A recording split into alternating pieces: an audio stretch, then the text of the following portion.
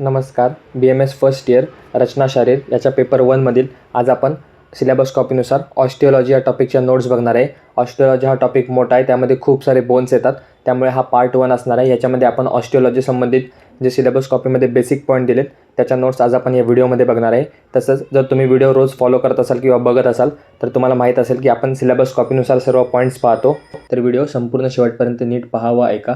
तसंच ज्या मी तुम्हाला नोट्स देत आहे ते तुमच्या नोट्समध्ये एकदा लिहून घ्या, जेणेकरून जेव्हा तुम्ही लिहिता त्यानंतर वाचून लिहिता त्यानंतर अजून एकदा वाचता तेव्हा गोष्टी अजून चांगल्या लक्षात राहतात व ते तुम्हाला एक्झामच्या दृष्टीने खूप उपयोगी पडेल.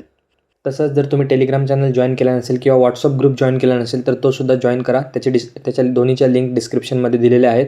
आणि तुम्हाला BMS फर्स्ट इयरच्या कोणत्याही विषयासंबंधित कोणत्याही टॉपिकच्या नोट्स पाहिजे असतील तर तुम्ही नक्कीच कमेंट करू शकता, त्या देखील आपण प्रोव्हाइड करण्याचा प्रयत्न करू. रचना शारीर याच्या पेपर 1च्या NCSMच्या सिलेबस कॉपीनुसार तुम्हाला ऑस्टिओलॉजी हा टॉपिक 12 मार्कांसाठी त्याला युनिव्हर्सिटीमध्ये वेटेज दिलेला आहे. म्हणजे टोटल 12 मार्कांवर तुम्हाला त्यावर प्रश्न विचारले जातात.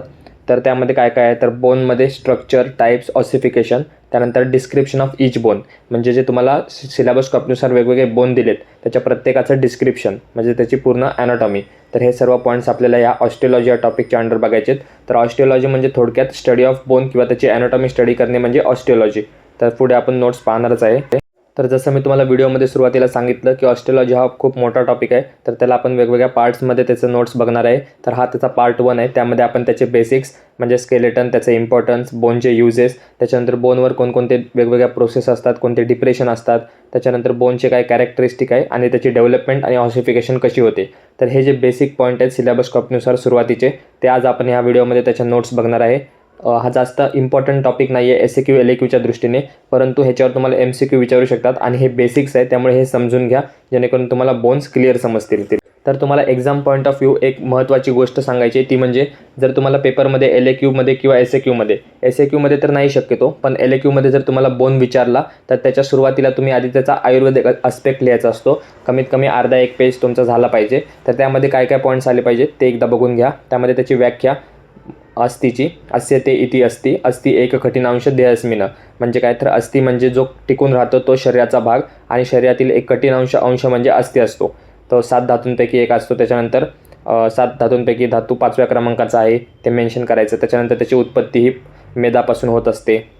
त्यानंतर काही छोटे छोटे पॉईंट आहेत ते म्हणजे पांचभौतिकत्व, पृथ्वी महाभूत असतं, दोष संबंध, वाददोष असतो, धातुमल, नख आणि केश, त्यानंतर धातुसार, मज्जा आणि स्त्रोतस मूलस्थान काय अस्थिचं, मेदोमूल जगनमच.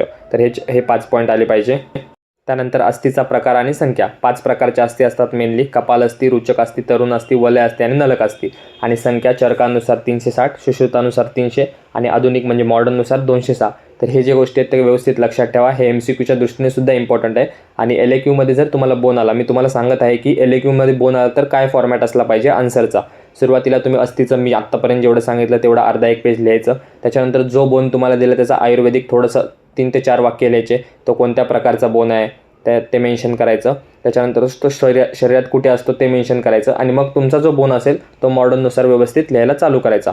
ते सुद्धा आपण येणाऱ्या व्हिडिओजमध्ये पाहणारच आहे की कोणता बोन कशा पद्धतीने लिहायचा, त्यामध्ये काय काय पॉईंट्स आले पाहिजे. तर सुरुवात करूयात जे सिलेबस कॉपीमध्ये टॉपिक दिलेत त्याच्यानुसार. स्केलेटन आणि bones. Skeleton is a hard framework of bones and cartilage of the body which gives shape, support, protection to the vital organs and helps in movement. तर हे झाली स्केलेटनबद्दल थोडक्यात माहिती. अडल्ट ह्युमन स्केलेटनमध्ये 206 बोन असतात. ही basic गोष्ट तुम्हाला माहिती असली पाहिजे. त्याच्यानंतर स्केलेटनचे काही इम्पॉर्टन्स दिलेले आहेत, जसं की provide structural support to the body, maintain the posture and body shape, protection of the vital organs, allows movement, haematopoiesis, stores calcium आणि phosphorus, provide site for the origin and insertion of muscles, weight bearing, protection during injury आणि shock absorption. तर हे काही basic म्हणजे इम्पॉर्टन्ट्स आहे स्केलेटनचे, ते तुम्हाला आधीपासून माहिती असणं गरजेचं आहे किंवा नसतील माहिती तर एकदा वाचून घ्या. आजच्या व्हिडिओमध्ये जे आपण पॉईंट्स पाहणार आहे ते तुम्ही जास्त डीपमध्ये करणं आवश्यक नाही आहे. फक्त वरवरून तुम्हाला ह्या सगळ्या गोष्टी माहिती असणं पाहिजे, एकदा ऐकलेल्या असल्या पाहिजेत, एवढंच तुम्हाला याचा उद्देश आहे. त्यानंतर क्लिनिकल इम्पॉर्टन्समध्ये फ्रॅक्चरसाठी ऑस्टिओपोरोसिस, कंजेनायटल डिफॉर्मिटी आहे का. त्यानंतर सर्जिकल रिलिव्हन्ससाठी बोन्स आणि स्केलेटनचा स्टडी इम्पॉर्टंट असतो. स्केलेटनचे 2 टाईप आहेत, त्यामध्ये ॲक्झियल स्केलेटन आणि अपेंडिक्युलर स्केलेटन. ॲक्झियल स्केलेटनमध्ये काय काय स्ट्रक्चर येतात तर स्कल, वर्टिब्रल कॉलम, रिब्स आणि स्टर्नम. आणि अपेंडिक्युलर म्हणजे काय तर अप्पर लिमचे बोन्स, लोअर लिमचे बोन्स, शोल्डर गर्डर आणि पेल्विक गर्डल हे अपेंडिक्युलर स्केलेटनच्या अंडर येतात. त्यानंतर नेक्स्ट आहे bone. Bone is a hard form of connective tissue forming the skeleton. आता ह्या बेसिक गोष्टींमध्ये एक्सप्लेन करण्यासारखं काही नाही आहे, त्यामुळे मी तुम्हाला सरळ सांगतोय की नोट्समध्ये काय काय पॉईंट्स वाचले पाहिजेत. त्यानंतर functions, framework of the body, forms central axis of the body, support and transmit the weight of the body, gives attachment to the muscle and ligament, protect the vital organ, storage of calcium आणि formation of bone marrow. हे सगळे बोन्सचे function आहेत. त्यानंतर number of bones. आता आपल्याला माहिती आहे की 206 बोन्स असतात बॉडीत, पण ते कुठे किती असतात तर अप्पर लिममध्ये 64, लोअर लिममध्ये 62, वर्टिब्रे 33, स्कलमध्ये 22 बोन्स, स्टर्नमचा 1 बोन आणि रिब्स 24 असे मिळून 206 बोन आपल्या बॉडीमध्ये असतात. त्यानंतर जर तुम्हाला मॉडर्ननुसार बोनचं क्लासिफिकेशन बघायचं असेल तर पोझिशननुसार त्याचे 2 प्रकार आहेत, ॲक्झियल आणि अपेंडिक्युलर, जे आपण मागे पाहिले. त्यानंतर साईज आणि शेपनुसार long bone, short bone, flat bone, irregular bone, pneumatic आणि सेसमड बोन्स. त्यानंतर स्ट्रक्चरनुसार कॉम्पॅक्ट, स्पॉन्जी आणि डिप्लोइक, आणि डेव्हलपमेंटनुसार मेम्ब्रेनस आणि कार्टिलेजिनस. तर थोडक्यात हा फ्लोचार्ट लक्षात ठेवा, तुम्हाला उपयोगी पडेल. त्यानंतरचा पॉईंट आहे development and ossification of the bones. आता बोन्स कसे डेव्हलप होतात, कसे ऑसिफाय होतात, कधी ऑसिफाय होतात. तर bones develop from the mesenchymal tissue during the embryonic life. Process by which the bones form and harden, त्याला आपण ऑसिफिकेशन असं म्हणतो. त्या प्रोसेसला कोणत्या प्रोसेसला, ज्या प्रोसेसने बोन्स फॉर्म होतात आणि कडक बनतात, त्याला आपण ऑसिफिकेशन असं म्हणतो. आणि बोनची डेव्हलपमेंट कधी कधी होते तर 3 स्टेजमध्ये होते, मेसेनकायमल स्टेज, कार्टिलेजिनस स्टेज आणि बोनी स्टेज. हे डेव्हलपमेंटच्या 3 स्टेजेस आहेत. त्यानंतर बोनचं ऑसिफिकेशन 2 प्रकारे होतं, एक तर इंट्रामेम्ब्रेनस किंवा एंडोकॉन्ड्रल. इंट्रामेम्ब्रेनस म्हणजे bone is form directly from the mesenchyme without a cartilage stage. त्याच्यामध्ये कोणतीही कार्टिलेज स्टेज होत नाही, डायरेक्ट फॉर्म होतं. Example flat bones of the skull, facial bones आणि पार्ट ऑफ क्लॅविकल. आणि एंडोकॉन्ड्रल ऑसिफिकेशन म्हणजे काय, bone is form by the replacement of cartilage model. Cartilage model replace होऊन बोन फॉर्मेशन होतं. त्याचं एक्झाम्पल आहे long bone, short bone, vertebrae आणि pelvic bones. ऑसिफिकेशनचं काय इम्पॉर्टन्स आहे तर determination of the age, growth disorder diagnose करण्यासाठी आणि फॉरेन्सिक एज एस्टिमेशनसाठी जेव्हा अननोन बॉडी असेल किंवा बर्नची बॉडी असेल. त्यानंतर आजच्या व्हिडिओचा आपली शेवटचा पॉईंट आहे तो म्हणजे बोनच्या वेगवेगळ्या प्रोसेस आणि त्याचे डिप्रेशन्स. तर प्रोसेस ऑफ व्हेरियस बोन्स म्हणजे काय ते आधी समजून घ्या.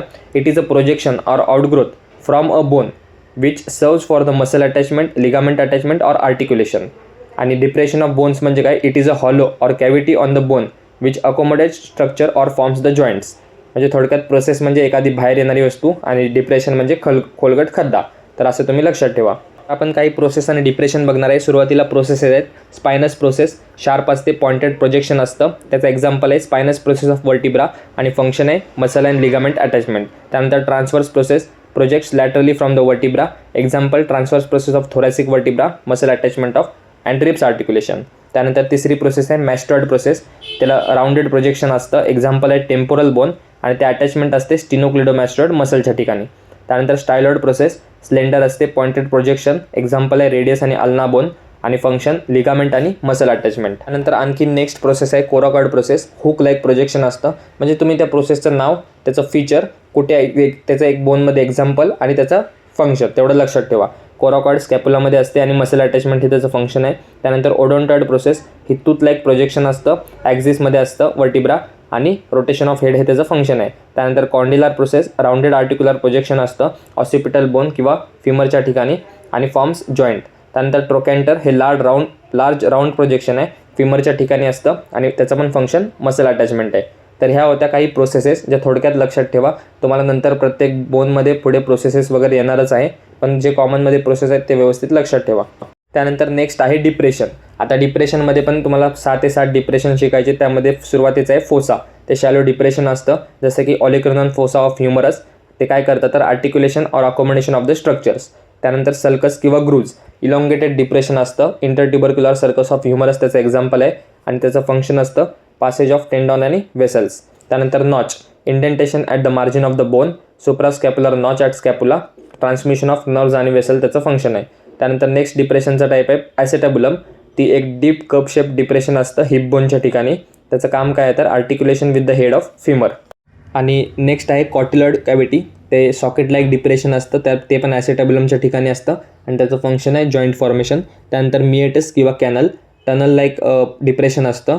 एक्झाम्पल आहे एक्सटर्नल अकॉस्टिक मिएटस आणि त्याचं फंक्शन आहे पॅसेज ऑफ स्ट्रक्चर्स. आणि लास्ट डिप्रेशनचा टाईप आहे तो म्हणजे सायनस. ते असतात एअरफिल्ड कॅव्हिटी. त्याचं एक्झाम्पल आहे फ्रंटल सायनस, मॅक्झिलरी सायनस आणि त्याचं काम काय आहे तर लायटन्स द स्कल आणि व्हॉइस रेझोनन्स. तर हे होते सिलेबस कॉपीनुसार जे आपले 4 ते 5 पहिले सुरुवातीचे पॉईंट आहेत बेसिक. तर त्या पॉईंटच्या नोट्स. हे पॉईंट SAQ आणि LAQच्या दृष्टीने एवढे पण इम्पॉर्टंट नाही आहेत जास्त, कारण ते MCQच्या दृष्टीने इम्पॉर्टंट आहेत. त्यामुळे तसंच तुम्ही त्याला स्टडी करा आणि एक दोनदा वाचून ठेवा. त्याच्यानंतरचे जे बोन आहेत ते तुम्हाला सर्व डिटेलमध्ये स्टडी करायचे आहेत. त्याच्यासुद्धा व्हिडिओ हळूहळू चॅनलवर येत राहतील. हा जर व्हिडिओ तुम्हाला आवडला असेल तर व्हिडिओला लाईक करा, चॅनलला सबस्क्राईब करा, तुमच्या इतर मित्रांमध्ये शेअर करा. आपण भेटूया पुन्हा असंच एका नवीन व्हिडिओमध्ये नवीन टॉपिकसोबत. धन्यवाद. So guys, subscribe Ayurveda Essence for more such videos. You will get all handwritten notes here.